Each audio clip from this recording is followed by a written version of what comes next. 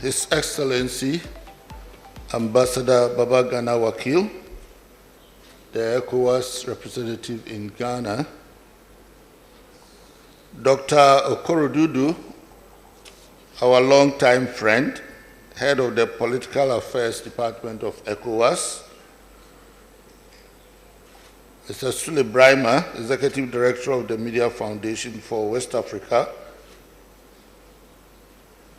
Dr. Professor Kwesi Prempeh, my friend, comrade in arms in the struggles for democracy, and the Executive Director of the CDD. Most of you here are old friends of the Media Foundation for West Africa. It's not possible for me to go around and express how happy I am to see all of you. But let me just mention a few names. Monsieur Talata, I am very happy that you are here today with us. Mr. Talata from Mali, Bamako, has been a partner of the Media Foundation for West Africa since I think about what, 1990, 2000, 99, 2000 or thereabouts. Malcolm from Liberia, a very good friend. And of course, our brother from the Gambia, we are glad you are here now. It is these things, these kinds of activities, and also with the support of ECOWAS, that has made it possible for you to come here in a whole piece. You understand what I mean? I don't know, everybody here has been a good friend, a good partner of the Media Foundation for West Africa. So once again, we are grateful that you are all here. And let me, Ambassador Dr. Okorodudu, Professor Prempeh, let me, before I make my statement, embarrass Mr. Brima and the Media Foundation staff here. I founded this organization with a few friends from West Africa, and I remember people like Mr. Sule Isiaka from Benin, Halidou Ouedraogo from Burkina Faso, others from Mr. Ojo from Nigeria, and so on.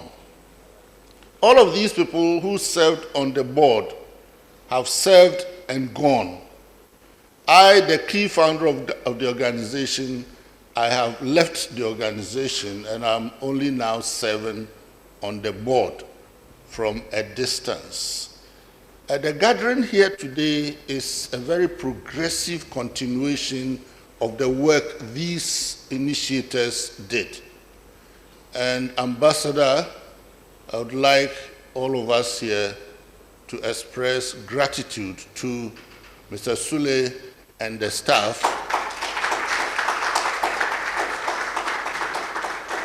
for the simple but complex reason that it's not easy to change over leadership in institution building in our region, and for the institutions to keep going and even expand and grow and be better than when the people you left it to found it. Now the Media Foundation is a much more stronger organization, much more expanded than the Media Foundation that I led. And I would like publicly to express appreciation to Mr. Brima. Thank you very much, Abigail, Adisa, all of you. One of our stalwarts, Daisy, is now in an office we have opened in Guinea-Bissau. The Lusophone countries were a backwater that we had a hard time getting into because of the language barrier. But now, Mr. Brima has got there with a small office in Guinea-Bissau. so that the work in West Africa becomes complete. And I would like to also express gratitude to ECOWAS. We have worked with ECOWAS right from the inception. We've worked with Dr. Chambers when he was there. Mr. Okorodudu knows this history. We've worked with the ECOWAS institutions like the ECOWAS court, successfully prosecuting, litigating cases that have brought, also contributed to press freedom in the region. And would like, it's logical that a conference like this be opened by a representative of ECOWAS. And so, before I go into my formal presentation, we should cherish our regional institutions. And it is only us, the civil society, who can make them work. We have to embrace them, we have to adopt them, we have to work with them and ensure that the conventions and the provisions in their charter and so on are all promoted. Thank you all very much for coming.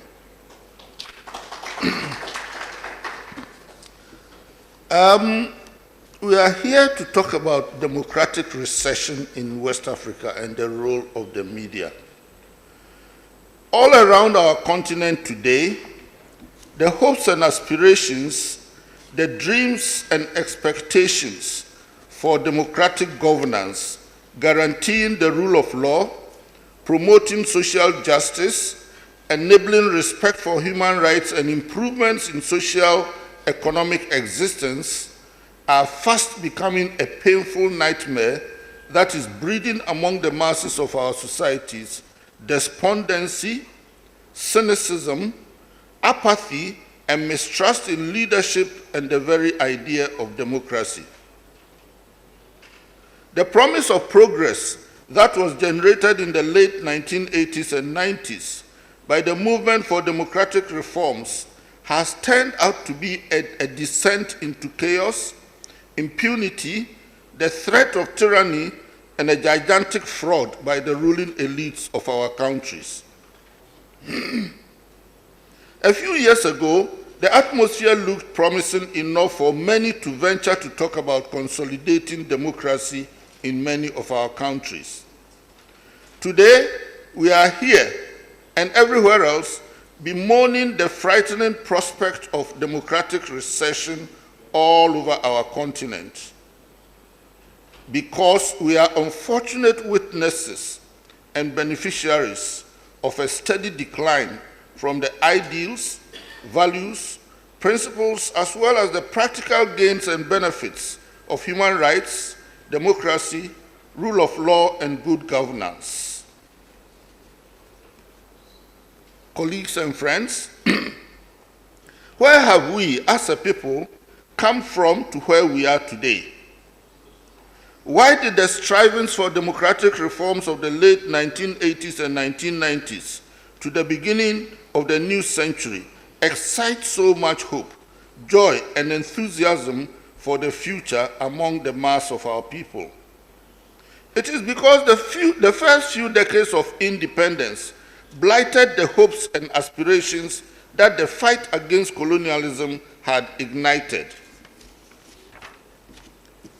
They were like a harvest of bitter fruits in virtually all of our countries.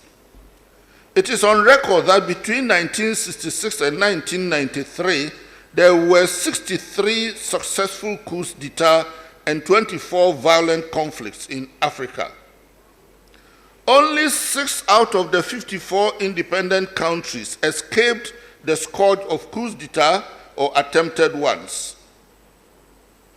It is estimated that at least 10 million people lost their lives in the civil wars and other violent conflicts. About 5 times as many were wounded, and over 20 million became international refugees or internally displaced persons in their own countries. Internationally, the social and economic conditions of the people on the continent were such that the name Africa was nearly synonymous with poverty and disease, as famine and pandemics such as AIDS ravaged the continent. Politically, military coups d'etat seem to be the normal means of changing regimes. All of these manifestations of social, economic, and political degradation flourished under ferocious one-party or military dictatorships that turned the continent into a graveyard of human rights.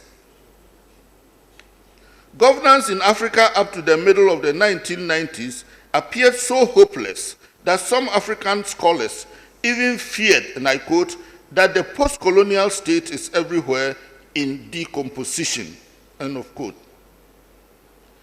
The yearning for freedom and dignity, the hope for improvements in social and economic existence, and the desire for participation in the management of public life and affairs led to the popular demands for constitutional democratic reforms. It was a movement that very quickly spread across the continent, highlighted by the People's Assemblies of Benin in the late 1980s.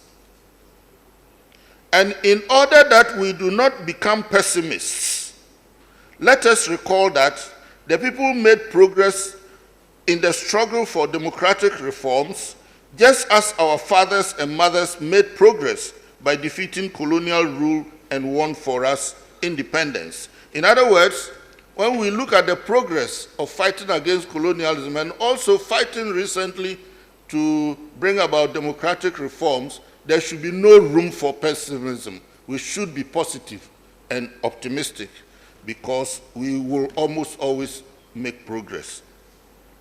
The key features of the progressive results of the struggle for democratic reforms were, most critically, the adoption of constitutions proclaiming guarantees for the formation of political parties and the establishment of multi-party system of government, term limits for the executive and legislative arms of government, for independent judiciary, periodic elections as means of peaceful change of administrations or regimes, and freedom of expression and of the media. Almost instantly, major developments took place that projected popular participation and expression of the new democratic dispensation. Two of the most prominent developments were, first, a dynamic resurgence of civil society activism. The major examples of the civil society resurgence included A, the rise of organizations for popular advocacy for women's rights everywhere, which received international endorsement by the UN's 1995 Beijing International Conference, and B, a multiplicity of NGOs for the promotion of and defense of human rights and democratization in nearly all of our countries. The second major development was the overnight upsurge of independent or private newspapers, the appropriation of press freedom, the opening up of the broadcasting space, that is, the emergence of media pluralism, and an end to state monopoly control of media. As a result, the only country today where the state exercises complete monopoly ownership of media in Africa is Eritrea.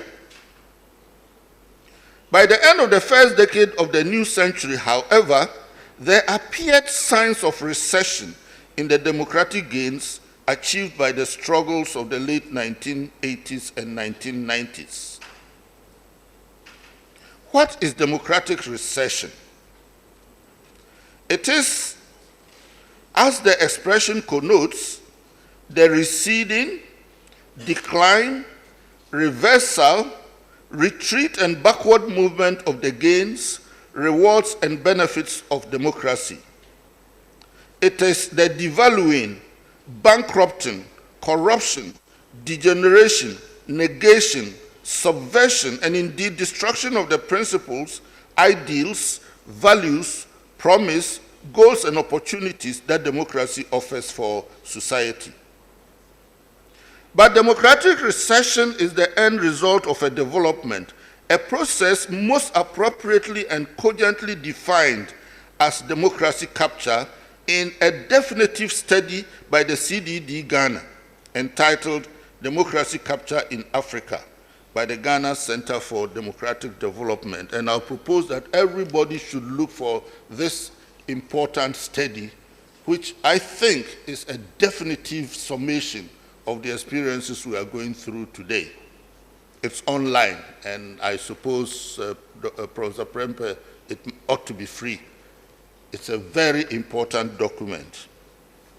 This presentation adopts this concept as the framework for discussing this danger of democratic recession confronting multi-party democratic governance of our societies today, and to reflect on ways by which the media may contribute to reversing or arresting the trend.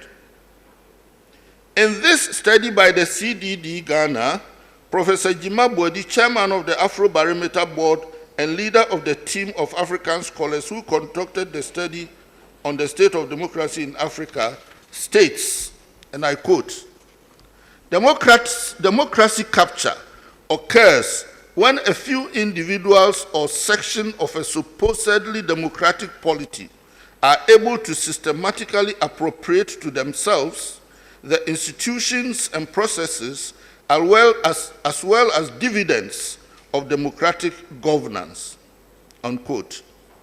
It refers to situations where, quote, elites co-opt, corrupt, or pervert the nature of democratic institutions in order to impose policies that work towards maintaining the privileged status of the same elites. In the circumstances of democracy capture, quote, the political context may be formally democratic, but public policies are still largely developed to favor elite interests by manipulating democratic institutions and processes, and through practices such as payment of illicit contributions by private interests to political parties and for election campaigns, parliamentary vote buying, buying of presidential decrees or court decisions, as well as through illegitimate lobbying and revolving door public appointments, unquote. The authors of the study conclude that democracy capture is, quote, the most serious challenge facing Africa's multi-party political systems today, unquote. It is recognized, certainly, that political conditions, developments, and their manifestations may not appear the same in all countries. However, all of our countries running on multi-party systems share in common the key features of the democracy capture which CDD has preferred. These key characteristics involve, one, under a facade, a screen of popular support, there is a distortion of democratic politics so that the system favors an elite with privileges over the majority of the population. Two, the elites maintain a stranglehold over state institutions and resources, and by so doing, dominate society, leading to weakening democratic institutions, poor quality governance, and social and economic backwardness. Three, the elites promote decline of democratic institutions by preventing the creation of a political culture that sustains democratic principles, institutions, and processes. Four, cronyism, such as the promotion or appointment of unqualified allies of the executive, or nepotism, such as the appointment of family and ethnic members into offices of responsibility. Six, control over state-owned enterprises by ruling or incumbent party leadership for rewarding party loyalists with appointments to management and other positions. This facilitates providing jobs exclusively to party members and serve as channels of directing funds from the SOEs to party coffers for election campaigns. In Ghana here, for those of you who are not from Ghana, you will also notice that whenever we have elections here and there is a change of government, the ordinary folk down there, the masses in the district, in the localities, they fight over the control of public lavatories. That is where they can make their money, while the big people are sharing the bigger booty up there. On a daily basis, democracy capture involves weakening, compromising, and corruption of the rule of law, and fosters a culture of impunity whereby people close to power or who benefit from the privileges of power are not prosecuted or punished when they breach the law. According to the study, the concept state capture is a subset of the broader phenomenon of democracy capture. And the processes involve a nexus of the same actors, namely the president and close family members, top leadership of the ruling party, and sometimes together with the leadership of the opposition parties, religious leaders, a cabal of business people, and in some countries, big chiefs and traditional leaders. The process, which ends up hollowing out the essence of democracy, involves control of the electoral process by capturing the elections management body. These elites take control of political parties, the judiciary, sections of the civil society. The executives co-opt and manipulate the legislature, turning it into a rubber stamp which they use to approve presidential nominees, approve international loans and agreements, and approve dubious bills. In some extreme cases, executives have used such a caricature of legislature to overturn constitutionally mandated presidential term or age limits, as we've seen in a number of our countries. It has been observed by other African scholars that, quote, in the contemporary world, multi-party political systems are generally regarded as the most reliable systems for the promotion, development, and institutionalization of democracy. The multi-party model lies at the heart of the tradition of modern liberal democracy. Its central advantage is that in modern society, it permits the coexistence of contrastive and openly competitive views of how social life should be ordered without suffocating relatively inferior constituencies. It is the structure par excellence of political pluralism in modern bourgeois society. While it certainly has weaknesses, on balance, the multi-party system has more to offer us today than any other system we currently have in use. End of quote. The masses of Africans, acknowledging the values of multi-party system of governance, struggled for constitutional reforms in the 1980s and 1990s. Today, however, the ruling elites in our countries are working hard to betray this trust. For it is the political parties and their leaderships that are the principal enablers of democracy capture, with rampaging corruption born of insatiable greed and abject disdain for patriotic feeling toward their countries and peoples. It is becoming clearer and clearer by the day that, as the CDD study sums up, today's political leaders have an ambiguous commitment to democracy. Today's political parties are not founded on ideas of democracy. If they express such ideas at all at their founding, they have quickly abandoned all such ideals in favor of motives and schemes of self-enrichment and the material privileges of power by the leaders and their cronies in the nexus of social forces benefiting from democracy capture. One African social scientist has observed that, quote, too many African political parties are actually cliques and aggregations of personalities. Political philosophy and ideology are kept on short rations. Dispute and debate in the absence of ideas and philosophically grounded positions degenerate invariably into personality squabbles. Political positions are frequently based on patron-client relations, with the clients serving at the beck and call of the political grand patron. End of quote. Instead of serving as organizations for the mobilization of people to promote democracy and development, the parties today are by and large becoming liabilities in that direction. What often makes the situation seem doomed is that from country to country, it is rare to encounter factions within political parties striving to reform their organizations to restore in them ideas and ideals of democracy and social progress. How does democracy capture manifest in the media realm? How does the media fare under these conditions?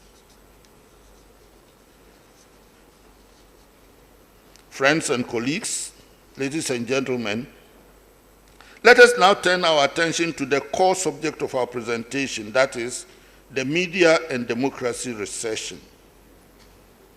How do the media fare in the conditions of democracy capture? What is the state of the media and press freedom? Do the media promote, resist, or suffer from democracy capture? What can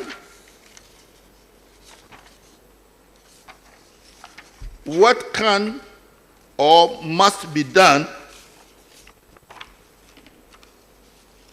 What can or must the media do to arrest, reverse, combat democracy capture, and contribute to a restoration of the values, principles, and institutions of democracy?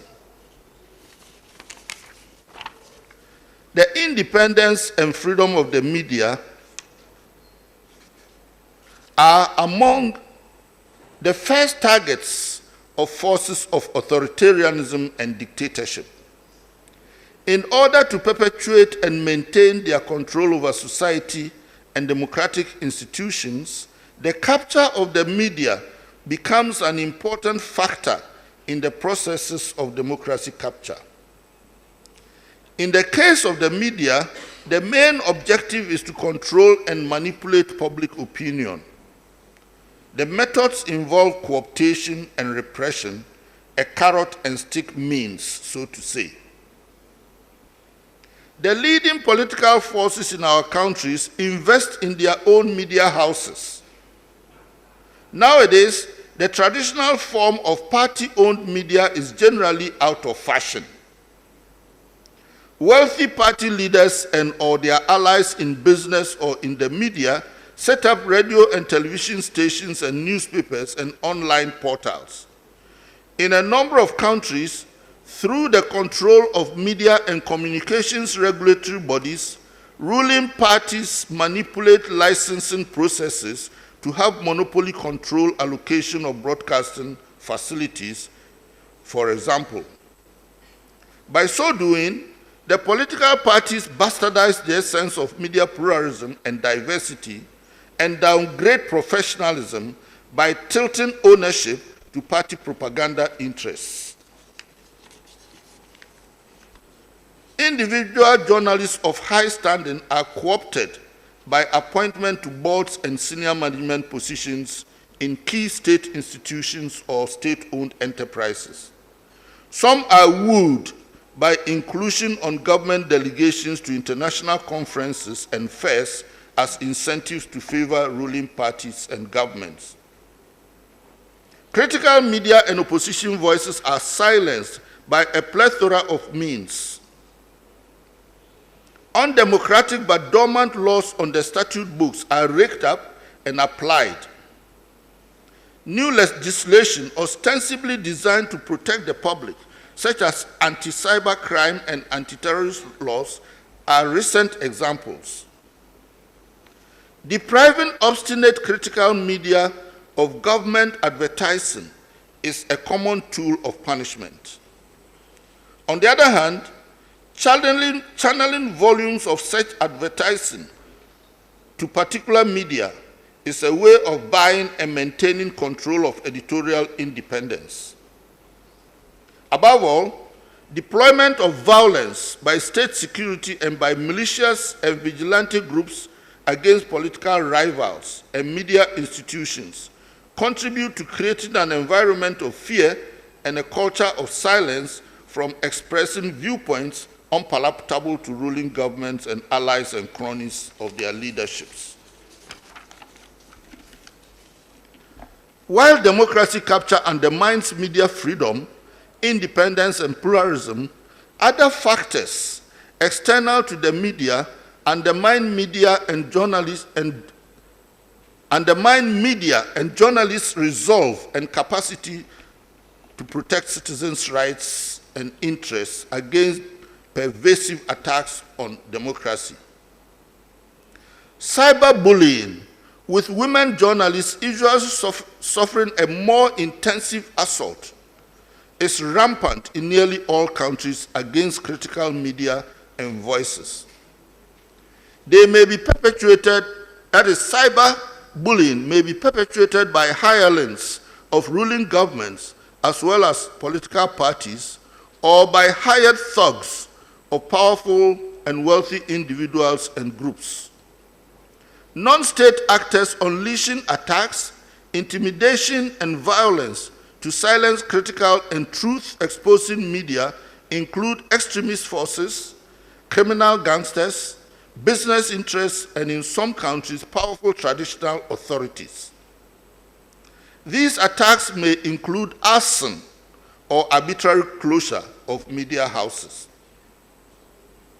Compared to the 1980s and 1990s, extreme cases of assassination of journalists is an extremely rare bad news nowadays.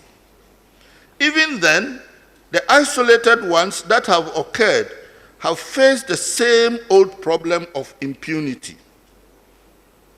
Indeed, the police and security forces, besides being the most prominent perpetrators of assault and intimidation of journalists, do little or mostly nothing to investigate attacks on journalists, however violent it may be.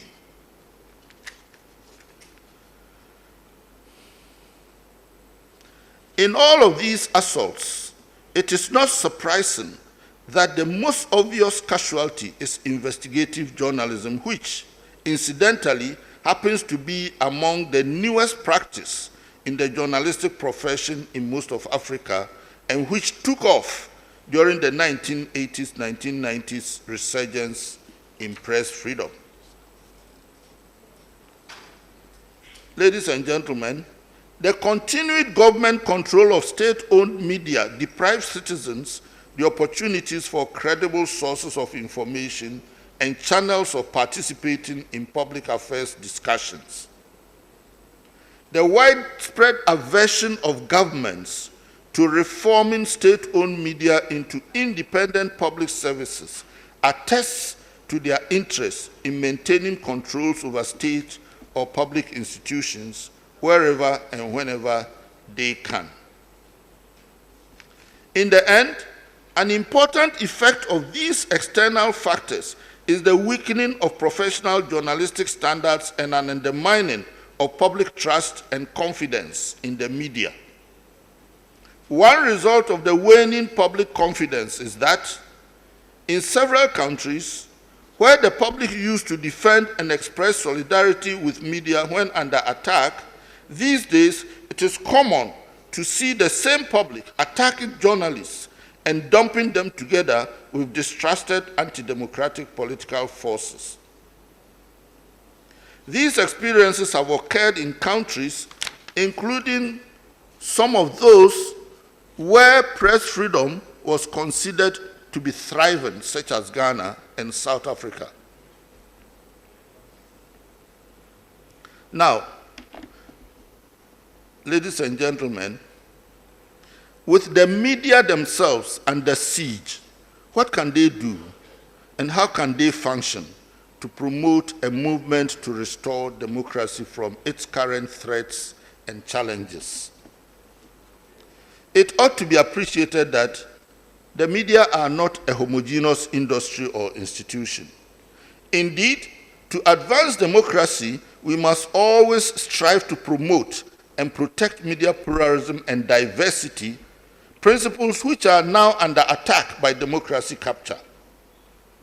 Instead of diversity and healthy constructive competition, democracy capture perpetuates corruption of media professionalism by engaging mercenary journalists whose operations of manipulating public opinion includes attacking and intimidating critical and opposing journalists on behalf of their political paymasters. Where in the past dictatorships used editors, columnists, and commentators in the state-owned media to hound and frighten critics and opposition voices, today the enablers of democracy capture employ hatchet men in the private media sector. And it is gratifying to know that they are almost always hatchet men, not hatchet women. So we come back to the question, what is the role of the media in this near impossible mission of fighting to restore and renew democratic values, principles, and institutions? Some media are already serving the forces of degeneration and destruction. Therefore, we could only address our concerns only to the community of embattled and endangered independent media, as Professor Prempeh, Ambassador Wakil, and Dr. Okurududu has already referred to.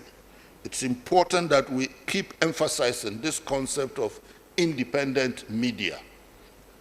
They may be small, but that is what we can rely on. For the media, ladies and gentlemen, I'm coming to the end of my contribution to this discussion. For the media to be relevant and receive support from the public in this mission of fighting to restore democratic values and principles, I propose the following suggestions. One, the independent media must strive to uphold the high standards of professionalism and fight against the cheap but attractive path of unprofessional conduct.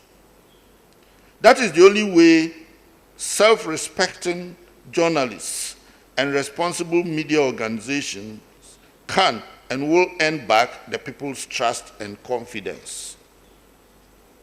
Because today, a lot of what we consider to be media are perpetrators of misinformation and disinformation on behalf of the enablers of democracy capture.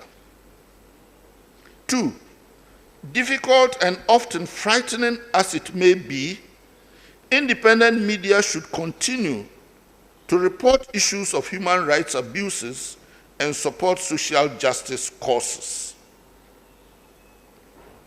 Three, to sustain their collective survival and freedom, independent media must strive to forge partnerships and alliances in country and across borders to share publications and programs designed to expose incidents of democracy capture and to promote democracy causes. Four, individual journalists with democratic persuasion must play active roles in their professional associations so as to prevent the hijacking of their organizations by mercenary agents of the enablers of democracy capture. Five, there appears to be a decline in the commitment to the fight to protect and defend press freedom across the continent. This spirit must be rekindled by media professional associations and human rights advocacy organizations. In other words, a decade or so ago, everywhere in the region, there were organizations, journalist associations, unions, and so on, working to promote press freedom. This trend or this movement has dwindled, and I think we must pick up the pieces and run, because the dangers are now quite onerous. 6, independent media must find ways in countries where there is still room to operate openly without violent reprisals to initiate campaigns to promote and defend the values and principles of democracy through rigorous publications and critical broadcast programs. And let me say that the situation is gloomy, but we still have space to express important opinions and expose certain things that endanger democracy in most of our countries. And I think we must keep utilizing whatever space there exists before they all close up. 7, independent media should consider it a mission to provoke among the public interest in and active engagement in democracy issues and questions of rights and good governance. In other words, we do know historically that the press, when they were started in all of our countries, fought for independence, for freedom from colonialism. We have also seen in our own time how the media also fought to open up the space for constitutional democracy to be established in all of our countries. Therefore, the mission of the media as a facilitator of social justice, of human rights, of freedom must still be rekindled, and we must not allow that to die.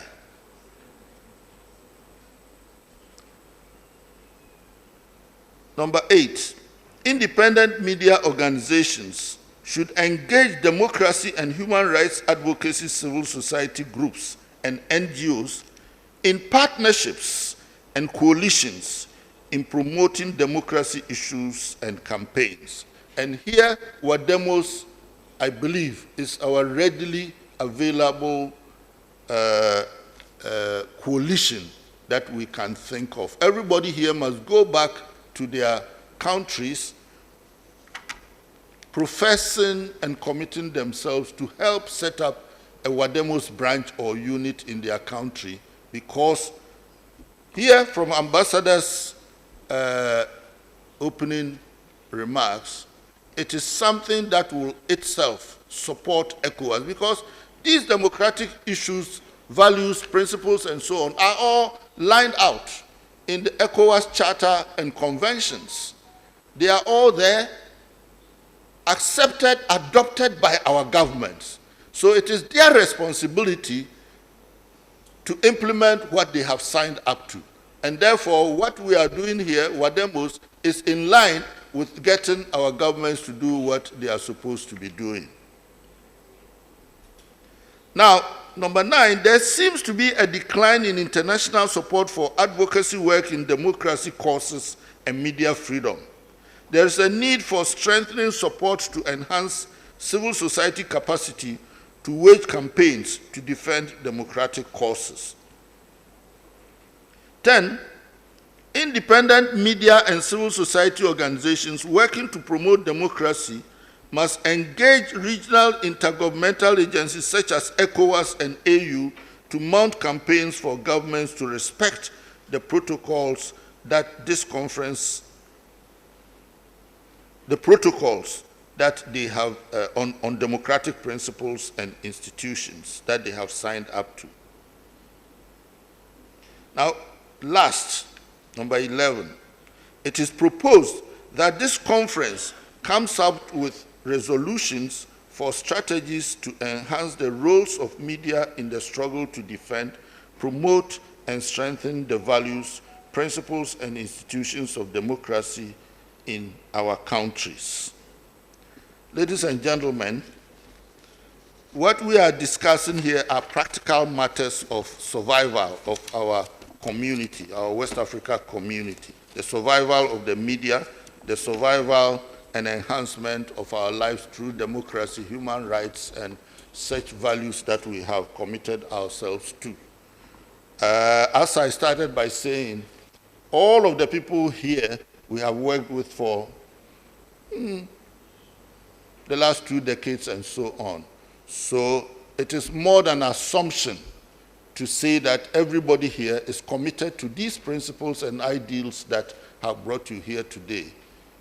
Our democracy is under siege. Our political systems are threatened by forces that we live with. We have in many parts of our country the very existential threat of terrorism, extremist violence. We have in a number of our countries intractable problems of criminality by wayward elements. Now, all of that is an indication that our states are weak. Even in the best of times, they are weak in providing the necessary protection of citizens against basic questions of their defense in terms of crime and other threats to their lives.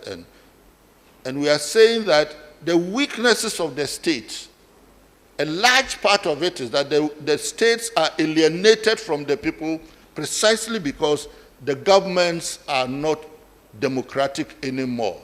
Governments can only enable trust from people to support government to fight effectively against threats such as terrorism, gangsterism, and all of those criminal activities if the governments are democratic. Wherever the people recognize a government to be truly representing them, being democratic, the people are ready to die for the defense of their own lives and their communities. This is what we are facing. The democracy capture going on is creating a wider and a wider chasm between government and the people. And the more that gap widens, the weaker our survival in terms of the defense, not only of our rights, but of our very existence becomes much more troubling. So you as media people here have the historic duty, as has always been the case, to now come to the forefront in the generation of a movement to restore democracy and bring back democratic rule in our region. Thank you very much.